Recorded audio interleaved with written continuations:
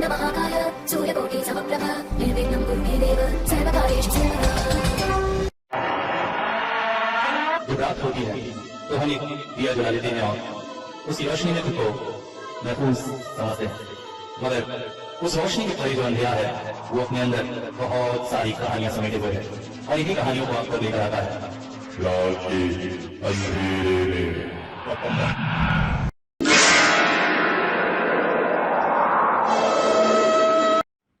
Hello, नमस्कार, आदाब, सत श्री अकाल दोस्तों, स्वागत सभी का। और हाजिर हूँ एक बार फिर से एक ख़ास स्टोरी लेकर, जैसे कि मैंने कम्युनिटी में बताया ही था, कर्स ऑफ पेंटागन। आशा करता हूँ आप लोगों को पसंद आएगी, मगर उससे पहले मैं धन्यवाद करना चाहता हूँ पूजा गुप्ता जी का। पूजा गुप्ता जी ने पिछली स्टोरी पे कमेंट किया। इन्होंने लिखा कि मेरी स्टोरी काफ़ी समय से सुन रही हैं मगर पहली बार कमेंट कर रही हैं और मैं उनका नाम एक बार अपने स्टोरी में ले दूँ, तो दीजिए पूजा जी, मैंने आपका नाम ले दिया। और इसके साथ साथ उन्होंने एक बहुत अच्छी बात लिखी कि मुझे अपने स्टोरी में जो है फ़ीमेल वॉइसेस को भी सम्मिलित करना चाहिए। तो पूजा जी, मैं चाहता तो हूँ ऐसा करना, और सच में ऐसा होगा तो और भी अच्छा होगा, मगर मुश्किल ये है कि मेरे हाथ बंधे हुए हैं, जिसके कुछ कारण हैं।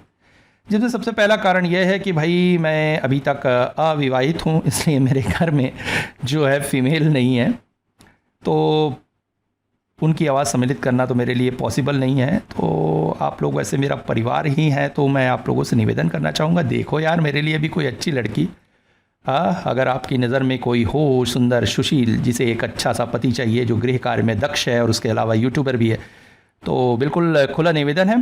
तो भाइयों, मजाक नहीं कर रहा हूँ, सीरियसली बता रहा हूँ, क्योंकि यहाँ पर मेरे बहुत सारे बड़े लोग भी हैं जो मुझे आशीर्वाद देते रहते हैं, तो उनसे भी निवेदन है मैं देखिए यार मेरे लिए, क्योंकि मेरे लिए देखने वाला तो कोई है नहीं, मेरे माता पिता हैं जो काफ़ी उम्र दराज हैं और मैं ही हूँ उनका अकेला सहारा।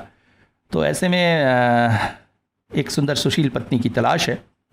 और दूसरी बात यह है कि मैंने कोशिश की कि हमारे शहर से भी कुछ अच्छे कलाकारों को मौका देने की, मगर मुश्किल ये है कि हमारा बिलासपुर शहर इस क्षेत्र में बिल्कुल लगता है पिछड़ा हुआ है। मैंने पिछले दिनों पेपर में भी ऐड निकाला था, फेसबुक में, इंस्टाग्राम पे भी ऐड निकाला था, तो कुछ लोगों की कॉल आए, मगर ऐसे कॉल आए जो लोग इसे एक जॉब समझ रहे थे। उनको ये पता ही नहीं था कि वॉइस ओवर आर्टिस्ट का काम क्या होता है और कैसे करना है। कुछ लोगों के ऐसे भी कॉल आए जो मतलब बिल्कुल वो जैसे वो इंडियन आइडल में जैसे आते नहीं हैं अजीब अजीब लोग, वैसे लोग थे जिनको ऐसा लगता था कि वो बहुत बड़े वॉइस ओवर आर्टिस्ट है, जबकि भगवान ही उनसे बचाए। तो स्ट्रगल जारी है, मैं कोशिश कर रहा हूँ जितनी जल्दी हो सकेगा ऐसे अच्छे लोगों को ढूंढने की, क्योंकि मुझे तो ढूंढना है। मैं चाहता भी हूँ कि लोगों को प्रमोट करूँ, मेरे साथ काम करते हुए भविष्य में अपना चैनल भी वो चालू करे, उस प्रयास में भी हूँ। और मुझे भी बड़ी तकलीफ़ होती है भाई, आप लोग समझते हैं, जब तारानाथ की बेस भरी आवाज़ के बाद एक फ़ीमेल आवाज़ बनाना हो, तो ऐसे में जो गले की वाट लगती है वह मैं आप लोगों को क्या बताऊँ। कई बार तो ऐसा होता है, कुछ आवाज़ें ऐसी होती है गला छिल जाता है, इवन तब खाने पीने में भी तकलीफ़ हो जाती है, मतलब कुछ निगलने में गले में दर्द रहता है। ऐसा भी हुआ है कई बार आप लोगों के लिए स्टोरी बनाते हुए, ये मैं सच कह रहा हूँ। और मुझे सिंगिंग का भी शौक़ है, मैं स्टार मेकर पे, स्मेल पे रेगुलर सिंगिंग कर रहा हूँ और भविष्य में स्टेज शो भी करूँगा। तो अब आप लोग समझ सकते हैं कि आवाज़ की क्या हालत होगी मेरी। अब आप सोचिए कि गला जो है छिल चुका है और वैसे में मैं फिर गा रहा हूँ। और कुछ मिनट पहले मैं अमरीश पुरी की आवाज़ बना रहा था और फिर मैं किशोर दा की आवाज़ में गा रहा हूँ। तो ऐसे में ये तो गॉड गिफ्ट है, कहना चाहिए कि मेरे वोकल कॉर्ड को जैसे है कि ये सारा झटका झेल जाते हैं। मगर सही बात है, मज़े के लिए कुछ और आवाज़ें आए तो अच्छा है। और भविष्य में मेरी योजना भी है कि मैं अपना एक वॉइस ओवर आर्टिस्ट ट्रेंड करने का एक इंस्टीट्यूट भी डालूँगा। हमारे यहाँ क्या छोटे शहरों में ऐसी चीज़ें होती नहीं हैं। हैदराबाद में, बॉम्बे में, कलकत्ता में ऐसे इंस्टीट्यूट हैं जहाँ से निकले हुए लोग, आजकल आपने देखा होगा बहुत सारी फिल्में डब हो रही हैं, हॉलीवुड की फिल्में, साउथ की फिल्में, आजकल तो साउथ का ज़माना ही है, तो यहाँ पर वो लोग काम पा सकते हैं, बहुत काम है। तो ऐसा एक इंस्टीट्यूट डालने का है जहाँ बच्चों को मैं सिखाऊंगा जो कुछ मैंने सीखा। मुझे तो किसी ने सिखाया नहीं, ये तो गॉड गिफ्टेड है, मैंने अपनी मेहनत से और बड़े बड़े कलाकारों को सुनकर सीखा है और वो आप लोगों के सामने प्रस्तुत कर रहा, आप लोग पसंद कर रहे हैं। यही चीज़ें मैं चाहता हूँ कि उनको प्रमोट करने के लिए उनको सिखाऊं, एक ऐसा इंस्टीट्यूट डालूं जहाँ से उनको जॉब ऑफरिंग हो बड़े बड़े मूवी के डबिंग के लिए। तो बस इस प्रयास में हूँ और भविष्य में ऐसे लोगों को मैं लेकर आऊँगा। पूजा जी, बट अभी के लिए तो यही मुश्किल है कि आपको मुझे ही अकेले ही झेलना होगा। और देखते हैं भाई, जीवन संगिनी अगर साथ जुड़ जाए तो ये काम और आसान हो जाएगा। खैर, थैंक यू। आइए स्टोरी चालू करते हैं। आईने के सामने खुद को देखकर लगभग चीखता पड़ा था विवेक। नहीं नहीं, ये नहीं हो सकता। ये मैं आज भी बेस्ट राइटर हूं। कोई मुझे नकार नहीं सकता। आईने में अपनी परछाई को देखकर कांप उठा था विवेक। ये क्या हाल हो गया उसका। बिखरे हुए बाल, गाल में बड़ी बड़ी दाढ़ी, एक पुराना सा टी शर्ट और फटा हुआ सा पैंट। आज सवेरे से उठकर उसे बहुत सरदर्द हो रहा था। घर की नौकरानी मीठू मौसी को उसने चाय देने के लिए कहा था और फिर आईने के सामने खड़े होकर खुद को देख रहा था। विवेक सान्याल, शहर का जाना माना thrill horror suspense story writer. एक समय उसकी बुक्स बेस्ट सेलर होती थी। न जाने कितनी किताबों पर उसने प्राइज पाया है। लोग दीवाने थे उसकी राइटिंग के। मगर फिर अचानक क्या हुआ उसे खुद समझ में नहीं आया। लगातार एक के बाद एक 3 नॉवेल्स फ्लॉप हो गई। पब्लिशर्स के हालत खराब हो गए। हालत यहां तक पहुंच गई है कि आज उसकी बुक की एक कॉपी भी कोई खरीदने नहीं चाहता है। विवेक को पता है उसमें आज भी कैपेबिलिटी है कि वो बहुत गजब की स्टोरी लिख सकता है, मगर पता नहीं क्यों उसकी लिखी हुई नॉवेल सब लोगों को पसंद नहीं आ रही है। मीडिया, पब्लिक, हर कोई उससे यही पूछना चाहता है कि आखिर उसे क्या हो गया है। पब्लिशर्स को हुए घाटे की वजह से अब कोई उसकी अगली नॉवेल को छूना भी नहीं चाहता है। मीडिया तो जैसे उसे जमीन में गाड़ देने को तैयार है। और इन सब से परेशान होकर वो शहर से दूर इस घर में आ गया है। ग्रामीण परिवेश में यह घर, यहाँ उसे कोई नहीं जानता है, कोई उससे मिलने नहीं आता है, कोई उसे परेशान नहीं करता है। घर में एक नौकरानी है जो घर का काम कर देती है और खाना पका देती है। अब विवेक यहाँ अकेला ही रहता है। हाँ, कभी कभी उससे मिलने आ जाता है उसका कजन अरविंद। वैसे सच कहे तो अगर अरविंद न होता तो विवेक डिप्रेशन के मारे मर ही जाता। एक अरविंद ही तो है जो बाहरी दुनिया से उसका संपर्क बनाए रखे हुए है। बाहर क्या हो रहा है, कैसा माहौल है, ये सब उसी से पता चलता है। हर संडे वो उसके पास आ जाता है, दिन भर उसके पास रहता है, खाता पीता है और फिर मंडे को चला जाता है। और हर बार लेकर आता है कुछ नए आइडियाज जो उसके लिए तो बहुत कंस्ट्रक्टिव और सफलतादायक है। मगर विवेक को पता है अगर उसके दिए हुए सब्जेक्ट पर उसने कहानी लिखी तो नॉवेल और बड़ी डिजास्टर होगी। मगर अरविंद है कि मानने को ही तैयार नहीं है। हर हफ्ते कोई ना कोई पूल जलूल आइडिया लेकर टपक ही पड़ता है। मगर चाहकर भी विवेक उसे रोक नहीं सकता है, क्योंकि आज अरविंद ही तो है उसके जीने का एकमात्र सहारा। आज भी संडे का ही दिन था, मगर विवेक को लग रहा था आज अरविंद नहीं आएगा, क्योंकि सुबह से मूसलाधार बारिश हो रही है। ऐसी बारिश में शहर से इतनी दूर आना शायद आज के दिनों से अकेले ही बिताना पड़ेगा। दोपहर के करीब अचानक बाहर की कॉलिंग बेल बज उठी। दरवाजा खोलने पर चौंक पड़ा था विवेक। सामने अरविंद खड़ा था। और क्या हाल है मेरे दोस्त? क्या सोचा था तुमने मैं नहीं आऊँगा, है ना? अरे भाई, तुमसे मिले बिना हमसे रहा नहीं जाता है। अच्छा सुन, मैं सोच रहा हूँ आज रात में यहीं रुक जाऊँगा, तो मौसी से बोल ये चिकन मैं ले आया हूँ, मस्त बना दे। रात में दोनों दोस्त खाएंगे और पिएंगे, और उसके बाद तू मेरे साथ बैठ। एक गजब का आइडिया लाया हूँ तेरे लिए। इस बार तेरी सक्सेस संभव ही संभव है। विवेक परेशान हो उठा। इस इंसान को समझ में नहीं आता है, मगर कर क्या सकता था। आखिर मौसी के हाथों में चिकन पकड़ाकर वो आकर बैठ गया। देख भाई, इस बार ऐसा आइडिया लेकर आया हूँ तो तेरे जैसे लेखक का उस सब्जेक्ट पर ना लिखना तो पॉसिबल नहीं है। बिल्कुल सुपर हिट जाएगी किताब। देख, मैं तुझे कई बार कह चुका हूँ, तेरी ओल्ड जुलर आइडियाज़ पर मैं नहीं लिख सकता। तो परेशान मत कर यार।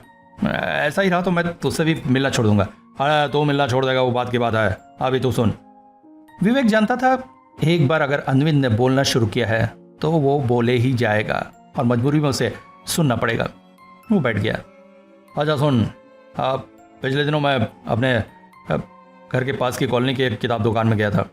वहाँ मेरा एक दोस्त उस दुकान को चलाता है। बहुत गजब गजब की किताब है उसके पास, एंटीक, पुरानी। और वहीं पर मुझे ये किताब मिली। इसको देखकर मैं खुद को रोक ही नहीं पाया, हाथ में उठा लिया। किताब का नाम जानता है? The satanic rituals. कोई विदेशी लेखक है।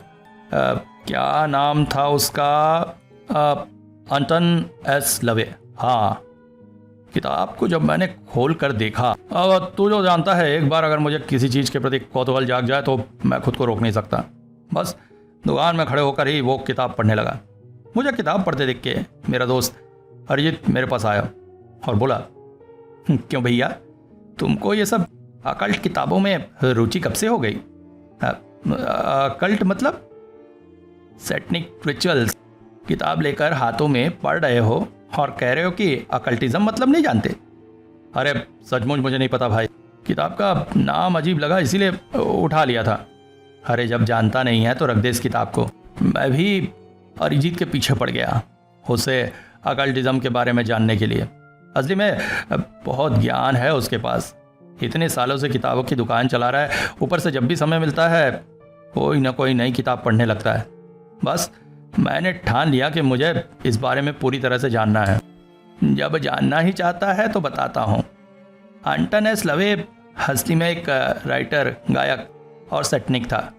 सैटेनिक मतलब अंतगार जगत के देवता की पूजा करने वाला। अरे इतने कठिन बातें मत बता, सरल बोल। देख, मैं जब तक ख़त्म ना करूं तब तक बीच में टांग मत अड़ाना। हाँ, तो एंटन एस लवे जो थे वो शैतान के पुजारी थे।